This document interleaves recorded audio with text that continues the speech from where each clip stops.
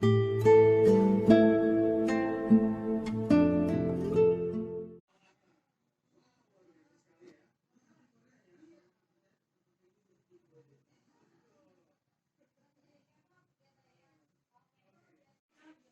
assalamualaikum warahmatullahi wabarakatuh. Kali ini saya akan membagi salah satu tips ya, cara sehat. Ini kita sediakan saya bawang putih atau ambil yang paling agak besar. Besar ini, kemudian gula merah atau gula aren atau gula Jawa. Oke, ini biasa bawang putih kita kukus kulitnya.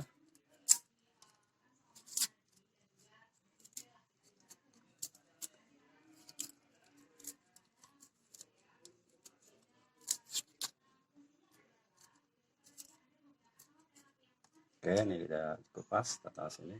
Kemudian ini gula merah kita iris halus-halus ya, tipis, tipis saja.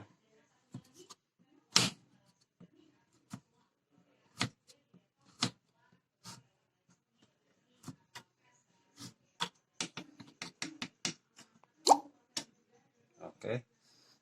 Nah, tujuan gula merah ini adalah setelah ini terkupas bawang putih, maka kita bungkus dengan gula merah.